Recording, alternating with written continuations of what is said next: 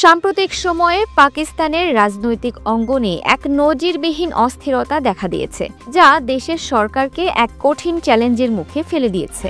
এই অস্থিরতার কেন্দ্রবিন্দুতে রয়েছে আজাদ কাশ্মীর, যেখানে Jammu Kashmir joint Awami action committee এর ডাকে হাজারো মানুষ সরকারের বিরুদ্ধে রাজপথে নেমেছেন।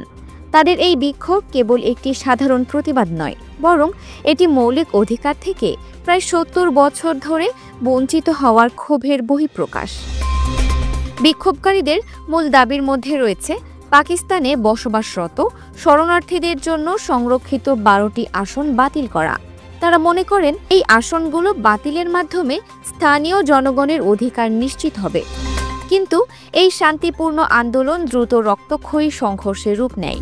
স্থানীয়দের অভিযোগ, পাকিস্তান সেনা এবং আইএসআই সমর্থিত মুসলিম কনফারেন্সের সশস্ত্র ক্যাডাররা বিক্ষোভকারীদের লক্ষ্য করে গুলি চালায়।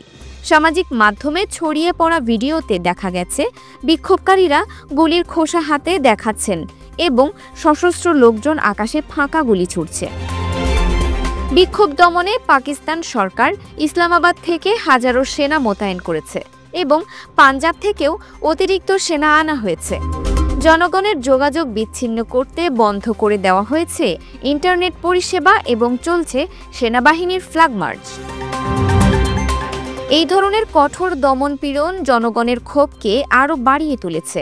শওকত নওয়াজ মীর, আওয়ামী অ্যাকশন কমিটির নেতা, বলেন যে এটি কেবল প্ল্যান এ এবং সরকার যদি সাড়া না দেয় তবে প্ল্যান বি অর্থাৎ আরও বড় আন্দোলন শুরু হবে। আজাদ কাশ্মীরের এই অস্থিরতার মাঝেই খাইবার পাখতুনখোয়াতে সামরিক হামলার ঘটনা ঘটেছে, যা দেশের পরিস্থিতিকে আরও ঘোলাটে করেছে। পাকিস্তানি বিমান বাহিনীর হামলায় ৩০ জনের বেশি বেসামরিক মানুষ নিহত হয়েছে।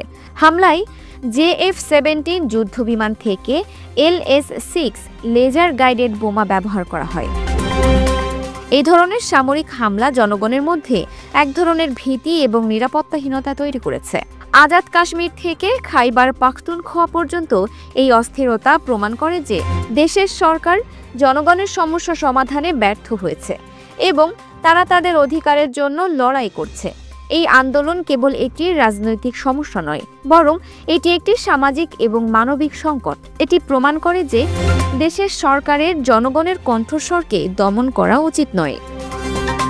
Multimedia desk, Dinajpur TV. Dinajpur TV, মানুষের জীবনের কথা বলে।